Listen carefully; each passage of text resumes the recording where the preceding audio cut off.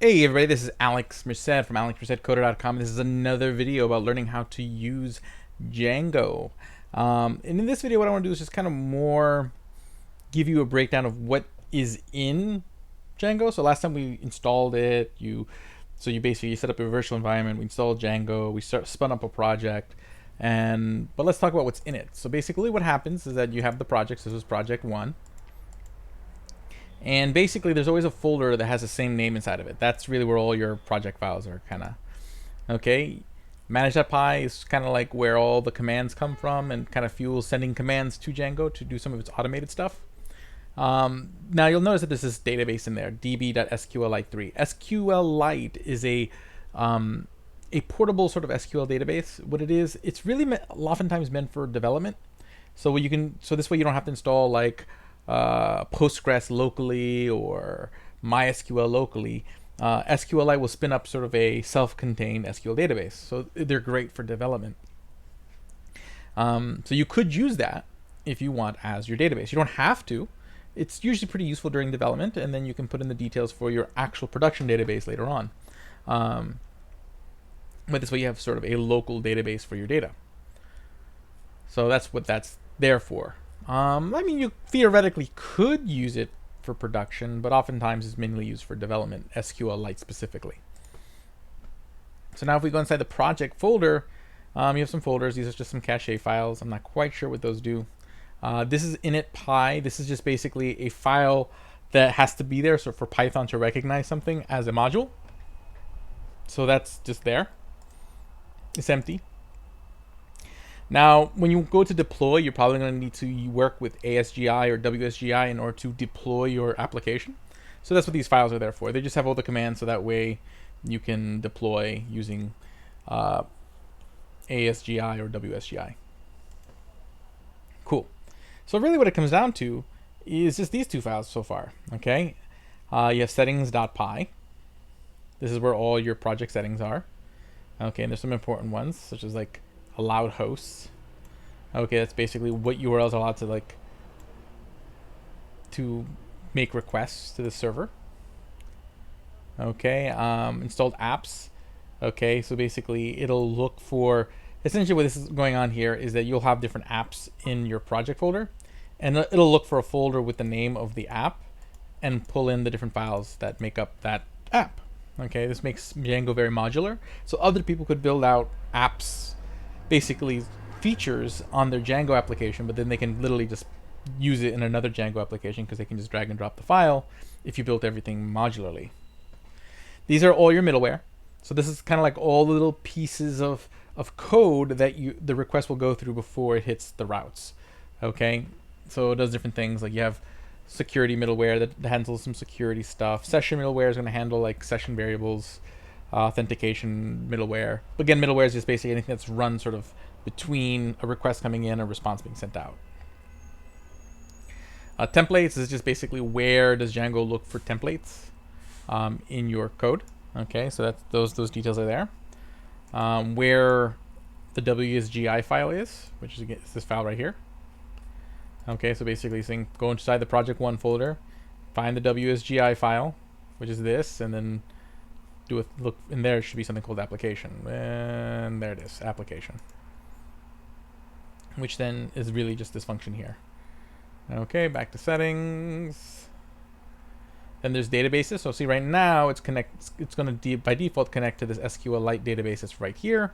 If you want to know what the right details for the database you're using are, just go to that URL. These are just some details about authentication. Read the documentation if you need to change any of that. Let's see if there's any other really good useful stuff. This is just some time zone stuff. And then this is the URL for all your static stuff. Okay, static URL. Okay. And we'll probably go over static at a different time. Cool, so let's start creating our first application. And again, that's settings.py. Also, let me mention urls.py. urls.py is the file with all your routes. So right now there's only one route, and that's admin. But basically you have this list of routes which use this path function, which is brought in over here. Okay, and then the admin application is brought in over here. That's sort of that back end you can use. So what's going to happen is that, again, Django is batteries included, so it does a lot of stuff for you, like managing your database. So it's because it has built in what's called an ORM, an object relationship manager. So you can tell it, I want my database to look like this, and it'll just kind of generate all those tables and fields and all that stuff for you. It has some basic settings at the beginning. I haven't migrated yet, so we'll do that. So I'm going to go inside that folder, cd project1. And let's just see what's in here. Yeah, and the same files, the same folder as the manage.py. So I can go python3 manage.py, and then I'm gonna do make migrations. I always forget if it's camel case or not.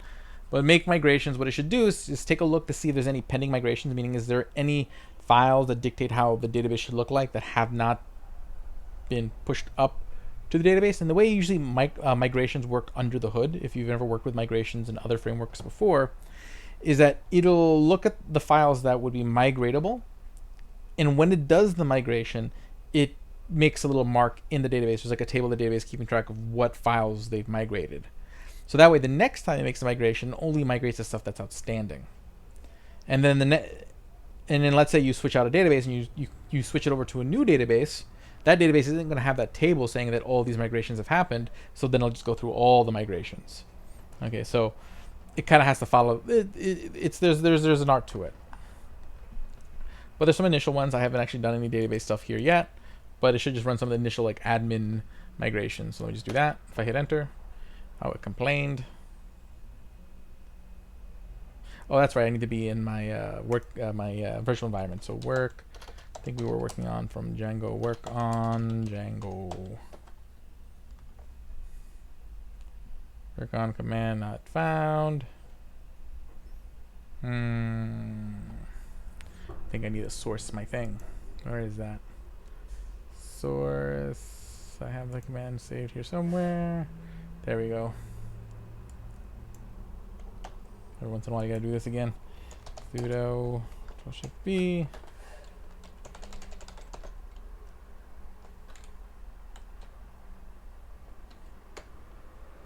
That way. Good. Now let's try work on Django again. There we go. So now it's working. So Django. And the reason is that every time like a new bash session comes in, for some reason it doesn't like keep the settings. So I have to resource my bash file or my bash settings so that way it has those commands. Just explain what just happened there. Okay, so cool. Let's try. So let's do this again. Python 3. Because again, before it wasn't finding it. I didn't have my virtual environment where Django is installed, so it couldn't find Django to run the command. So now if we do it again,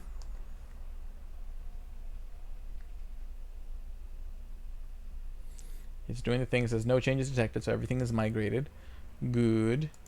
And now let's create an application. So let me just bring up the docs. We'll run the server in a moment. So what we're gonna do is do Python manage.py. So it's gonna be Python 3.manage.py again because Linux is weird like that. Manage.py. And then we're gonna start a new app. So start app is the command. And we're just gonna do a list of animals. Okay.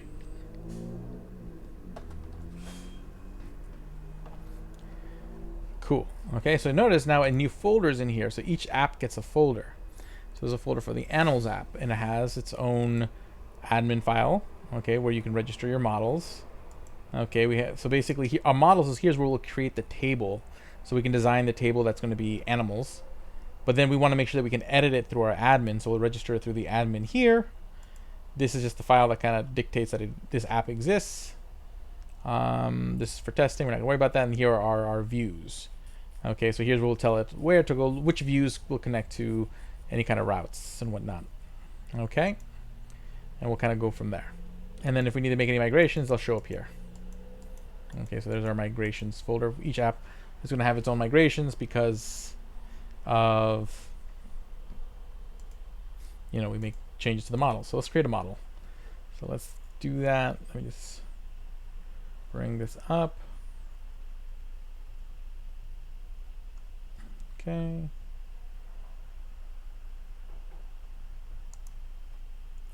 Do do do do do do do. Here we go. So from Django DB import model, so that brings in the whole model library. And basically what we do is we create these as classes. So we'll create a class animal. Okay, and then we have to bring in models.model. Okay, because we're inheriting from models.model to create an animal. Okay, and then we have to create the properties for animal. So we'll say that animals will have a name. Okay, and that's going to equal, and then there's different types of field that all start with models. So models.car field, because it's a text field. And we're going to say it's a max length of 100. Okie dokie. And then we'll have a number of legs, which will be models dot integer field, because it's just going to be a number integer. There's a whole bunch of the different possible types of fields, so you'd have to read the Django documentation to know what the different ones are, but this is essentially what you do. Models dot integer field, and we are going to say the default is 2. Most animals generally have at least 2 legs. Okay. So we'll assume that it has 2 legs otherwise. And we'll leave it at that. That's you don't need to get too complicated. Okay. And there you have a model. Wonderful. Now what I want to do is make sure that we add our app. Okay, so what we're going to do is we have to go to settings and add our app, so that way because again the whole project only knows that these other apps exist if we tell it. Okay, and this whole dot notation, if you see here, it always starts from the root of the folder, so from this project 1 folder going forward. So if I go here to installed apps, what I'm going to do is I'll add another one here, and it would be not polls, it would be animals, because that's the folder here. In basically it looks for the modules, so we have to connect to apps. Okay. And take a look at apps. Here we go, animals config. That's what we want to connect to. That connects all the different settings. Animal config. So animals.apps.animals config. That's where that's coming from, and this function basically takes all the details from these other files. Okay. Let's see, is there anything else I want to do?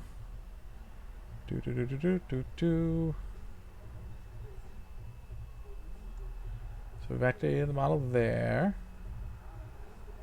And now, so we should be able to make the migration now. So let me just save all these files.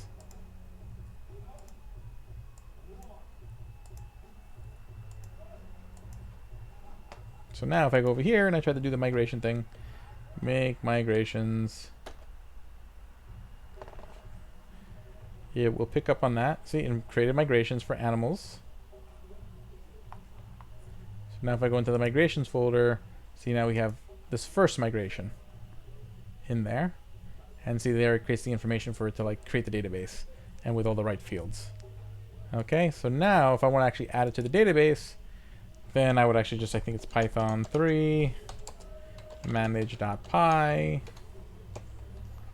and I think it's just migrate, and then it'll actually run those migrations. So then we just do Python 3 manage.py migrate. It'll go through all those migrations and make those changes to the database. So it's doing that, it's making all the appropriate changes to the database. Okay, and if for some reason like this all just falls apart, you can just delete the database. You can literally just delete this db.sqlite3, and it'll just when you try to migrate, it'll make another one. Okay, cool. Then Django, that's all good to me. At some point, we'll have to give that database a username and password so we can actually access it. Now let's just take a look. I want to see how we can register that with the admin, so we can actually see that, because we know the migrations have taken place, so it's in the database, but we can see it if it's part of the admin.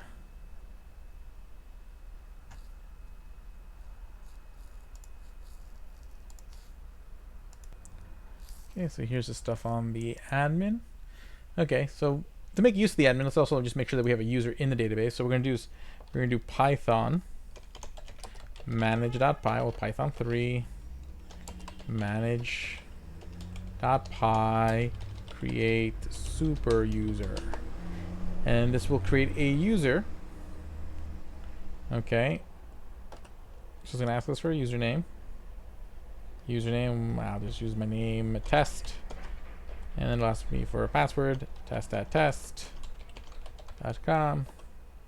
and then a password will be test, just a test.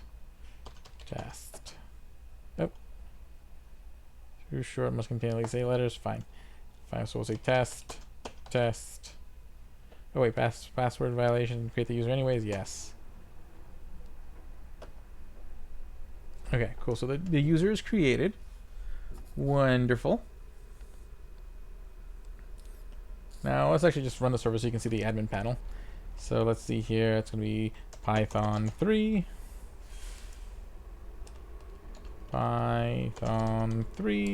manage.py, and that is going to be run server.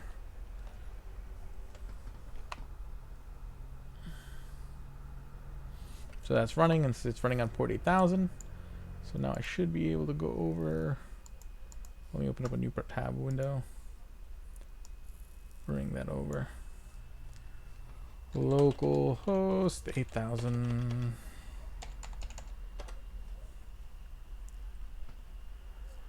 And see, again, that's the main page. We haven't changed that yet. But if I go to /admin, see, we have this Django admin. That's one of the nice things about Django, that has this admin screen that you can use. And I just go test. And then right here, when you log in, you see the models that are, like, these are the default models that it comes with, which is just users and groups. So you create groups of users and do all sorts of authentication stuff right out of the gate. But we would like to add animals to this. So what I'm going to do is we're going to go back. I want to shut down the server. And let's get back to adding stuff to the admin. Okay, so now we're going to have to go head over to admin.py in that particular app, animals. Okay, and then we're going to register our model there. So we're going to say from .models, because it's in the same folder, import animal. Okay. And then we do admin.site, because that's the administrative site, and we're going to register with the administrative site animal. So we're bringing in the animal variable and then registering it with the admin. So we can do that. What's this complaining about? Unable to import. Yes, this is fine. Save. So just to recreate the steps, we created a new app. We created the model, so the different tables that app needs. Okay. We then connected the app in settings, so that was connected to the overall application. And then we registered with our admin in admin.py. So that's essentially what we did. So now, if I rerun the server, I should be able to now see this in the admin.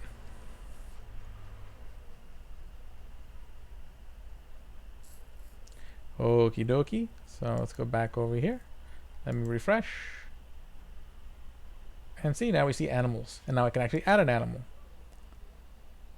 And see, it just automatically generates a form for which I can add, you know, a tiger which has 4 legs. Save, and